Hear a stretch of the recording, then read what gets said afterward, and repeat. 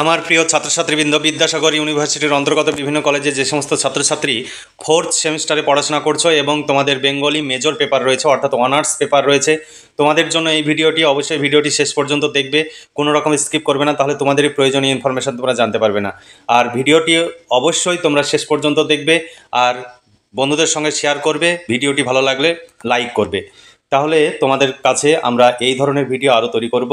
তোমাদের বাংলা মেজরের 3টি পেপার রয়েছে, প্রতি পেপারের জন্য 250 টাকা করে পেমেন্ট করতে হবে।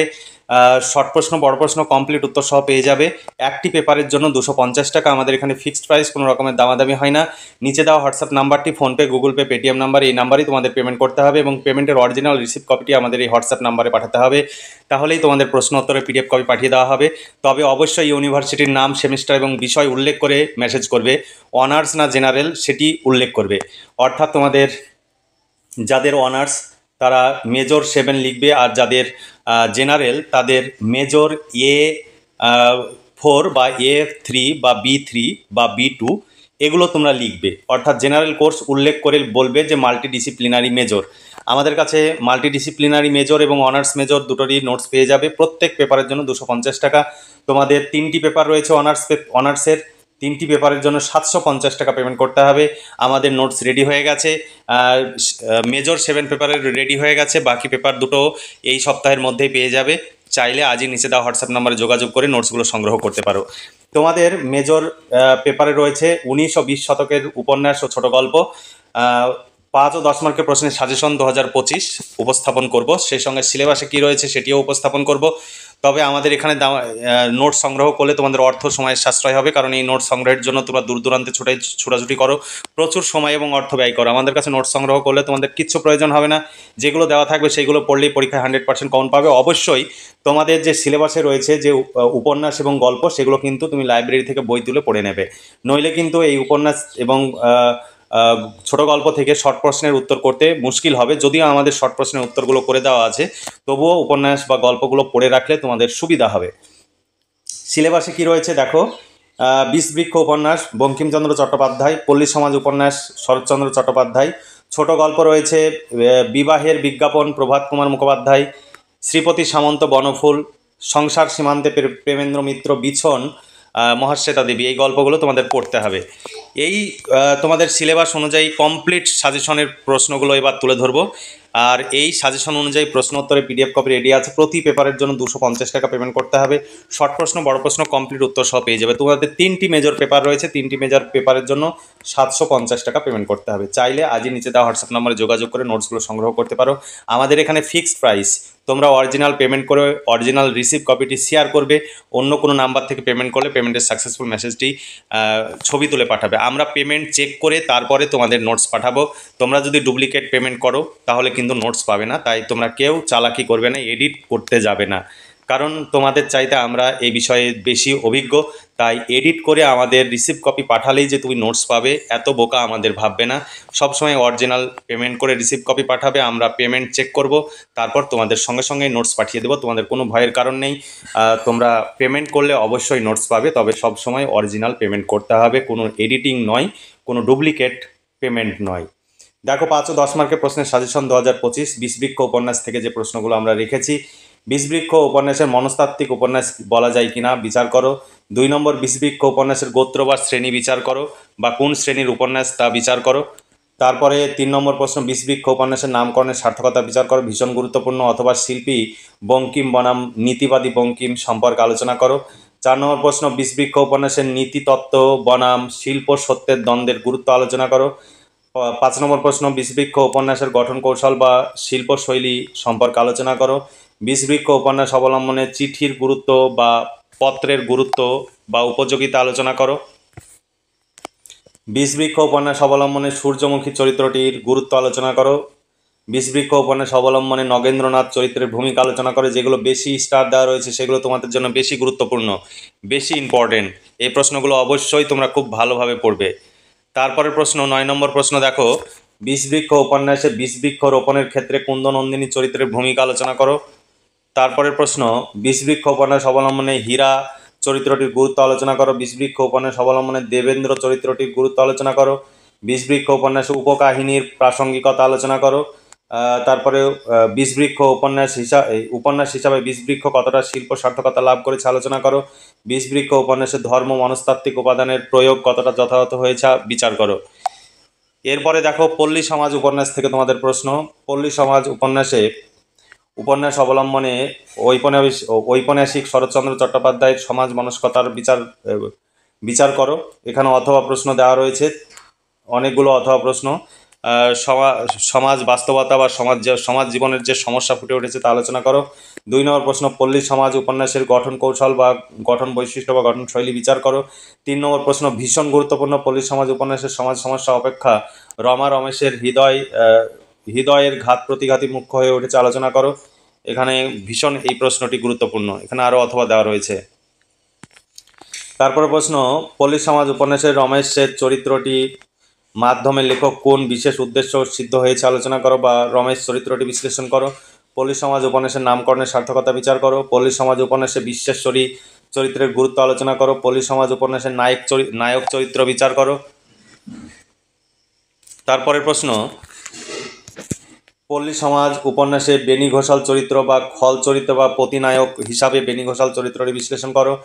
পল্লী সমাজ উপন্যাসে গোবিন্দ গাঙ্গুলি, ধর্মদাস, পরাণ ও ভৈরব আচার্য চরিত্রগুলি বিচার করো। তারপরের প্রশ্ন, না অত টাকা লোকসান আমি করতে পারবো না, কে কাকে কথা বলেছে বক্তার মানসিকতার পরিচয় দাও। তারপর পল্লী সমাজ উপন্যাসের গঠন কৌশল বা গঠন কাঠামোটি আলোচনা করো। তারপর প্রশ্ন, পল্লী সমাজ উপন্যাসের শ্রেণী বিচার করো। নইলে আর বেটাদের ছোট লোক বলেছে কেন, বক্তাকে এই উক্তির মধ্য দিয়ে বক্তার চরিত্রের কি পরিচয় পাও। এরপরের প্রশ্ন, ছোট গল্প থেকে বিবাহ বিজ্ঞাপন থেকে প্রশ্ন। প্রভাত কুমার মুখোপাধ্যায়ের বিবাহ বিজ্ঞাপন গল্পের বিষয়বস্তু আলোচনা করো। বিবাহ বিজ্ঞাপন গল্পের নামকরণের সার্থকতা বিচার করো। বিবাহ বিজ্ঞাপন গল্প অবলম্বনে রাম আওতার চরিত্রটি বিশ্লেষণ করো। বিবাহ বিজ্ঞাপন গল্প অবলম্বনে মহাদেব, কানাইয়ালাল, মুরলীধর চরিত্র 3টি বিশ্লেষণ করো। শ্রীপতি সামন্ত গল্প থেকে তোমাদের প্রশ্ন। শ্রীপতি সামন্ত গল্প অবলম্বনে শ্রীপতি সামন্ত চরিত্রটি বিশ্লেষণ করো। শ্রীপতি সামন্ত চরিত্র কেন্দ্রিক গল্প হলেও সমাজকেন্দ্রিক পটকে স্পর্শ করেছে আলোচনা করো। শ্রীপতি সামন্ত গল্পের নামকরণের সার্থকতা বিচার করো। তারপরে শ্রীপতি সামন্ত গল্পের এই সংসার সীমান্ত গল্প থেকে প্রশ্ন। সংসার সীমান্ত গল্পে প্রান্তিক মানুষের স্বপ্ন আর স্বপ্নভঙ্গের কাহিনী গুরুত্ব পেয়েছে আলোচনা করো। অথবা সংসার সীমান্তে গল্পের বিষয়বস্তু আলোচনা করো। সংসার সীমান্তে গল্পের নামকরণের সার্থকতা বিচার করো। এখানেই যে ধরনের প্রশ্ন আসুক না কেন, এই দুটো প্রশ্ন পড়লেই সমস্ত ধরনের প্রশ্নের উত্তর করতে পারবে। এই সমস্ত প্রশ্নের উত্তর পেয়ে যাবে। 250 টাকা পেমেন্ট করতে হবে একটি পেপারের জন্য। শর্ট প্রশ্ন, বড় প্রশ্ন, কমপ্লিট উত্তর সহ পেয়ে যাবে। এর বাইরে কিছু পড়ার প্রয়োজন হবে না। তোমাদের অনার্সের 3টি মেজর পেপার রয়েছে, 3টি মেজর পেপারের জন্য মোট 750 টাকা পেমেন্ট করতে হবে। এছাড়া মাইনর পেপার যদি তোমাদের ইতিহাস, রাষ্ট্রবিজ্ঞান, এডুকেশন এই সমস্ত পেপার থাকে, সেই পেপারেরও নোটস পেয়ে যাবে। সেই মাইনর পেপারের জন্য 250 টাকা পেমেন্ট করতে হবে। অর্থাৎ প্রত্যেকটি পেপারের জন্য 250 টাকা করে তোমাদের পেমেন্ট করে নোটসগুলো সংগ্রহ করতে হবে। আমাদের এখানে দামাদামি হয় না, কেউ দামাদামি করবে না বা অপ্রীতিকর কথা বলবে না, কারণ এটি একটি সংস্থা। এখানে নোটস তৈরি করা হয় অভিজ্ঞ শিক্ষক মণ্ডলী দ্বারা এবং এক্সপার্টদের দ্বারা। তাই তোমরা ভেবো না যে এখানে যেমন তেমন কেউ এই নোটসগুলো তৈরি করছে। তাই তো অন্যদের কথা বাদ দাও, আমাদের এটি একটি সংস্থা, 12খানা ইউনিভার্সিটির নোটস তৈরি হয়। তাই তোমরা সবসময় মেসেজ করবে একটু ভেবে চিনতে, আর ফোন করলে অবশ্যই মেসেজ করে অনুমতি চেয়ে তারপরে ফোন করবে। আমরা অনুমতি দিলে তারপরে তোমরা ফোন করবে। অবশ্যই প্রয়োজন হলে তোমরা ফোন করবে, তবে সর্বপ্রথমে ইউনিভার্সিটির নাম, সেমিস্টার, বিষয় উল্লেখ করে মেসেজ করবে। তারপরে ফোনে কথা বলার প্রয়োজন হলে বলবে যে আমি ফোন করতে পারি কিনা, আমরা রিপ্লাই দেব, তখন তুমি অবশ্যই ফোন করবে। বিছন মহাশ্বেতা দেবীর লেখা এই গল্প থেকে প্রশ্ন। বিছন গল্পের বিষয়বস্তু আলোচনা করো বা গঞ্জু চরিত্রটি বিশ্লেষণ করো। বিছন গল্পের নামকরণের সার্থকতা বিচার করো। এই ছিল তোমাদের সাজেশন ভিত্তিক প্রশ্ন। এই প্রশ্নগুলোর সমস্ত উত্তর পেয়ে যাবে। এর সঙ্গে এই যে সিলেবাস দেখছো, এই সিলেবাস অনুযায়ী শর্ট প্রশ্নের উত্তরও পেয়ে যাবে। আমাদের যে শর্ট প্রশ্ন, বড় প্রশ্ন, এইগুলো পড়লে সবই পরীক্ষায় কমন পেয়ে যাবে। তবে আমাদের কাছে নোটস সংগ্রহ করতে হবে। এই সাজেশনের প্রশ্নগুলো পড়লে কিন্তু তোমরা নিজেরা পড়লে কতটা কমন পাবে বলতে পারবো না, কিন্তু আমাদের যেভাবে নোটস তৈরি করা হয়েছে এইভাবে এই নোটসগুলো পড়লে যেমনই প্রশ্ন হোক না কেন তোমরা এই নোটসের মধ্য থেকে উত্তর লিখতে পারবে। তাই দেরি না করে আজই নিচে দেওয়া হোয়াটসঅ্যাপ নাম্বারে যোগাযোগ করো এবং নোটসগুলো সংগ্রহ করে ঘরে বসে পড়াশোনা করো। আর এই ভিডিওটি বেশি বেশি করে বন্ধুদের মধ্যে শেয়ার করবে, যাতে তোমার মতো তোমার বন্ধু উপকৃত হতে পারে। তবে সব সময় নিজের হোয়াটসঅ্যাপ নাম্বার থেকে নিজে নোট সংগ্রহ করবে, বাইরে থেকে কখনো নোট সংগ্রহ করবে না, তাহলে কোনো প্রয়োজন হলে আমাদের কাছে কোনো সহযোগিতা পাবে না। দেখো সাজেশন ভিত্তিক প্রশ্ন উত্তর। এবার যেভাবে তোমরা সাজেশনের প্রশ্নগুলো সিরিয়াল বাই সিরিয়াল দেখলে, সেই অনুযায়ী এবার প্রশ্নের উত্তরগুলো পরপর সিরিয়াল বাই সিরিয়াল উত্তর দেওয়া রয়েছে। অনেকে তোমরা প্রশ্ন করছো যে প্রশ্ন দেওয়া আছে উত্তর নেই। আমি বুঝতে পারি না তোমরা বড় হয়েছো অথচ এই প্রশ্ন কেন করো। প্রথমে সূচিপত্রে যেমন তোমাদের বইয়ে সূচিপত্র দেওয়া থাকে সেইভাবে আমাদের প্রথমে প্রশ্নগুলো দেওয়া রয়েছে, তারপরে সেই প্রশ্নগুলো এবং উত্তর পরপর উত্তর দেওয়া রয়েছে। তা সত্ত্বেও অনেকে ফোনের পর ফোন করে আমাদের মাথা খারাপ করে দেয়। আমরা অবাক হয়ে যাই যে এরা কেন না দেখে না বুঝে এত উতলা হয়ে যায়। তোমাদের ভয়ের কোনো কারণ নাই, টেনশনের কোনো কারণ নাই।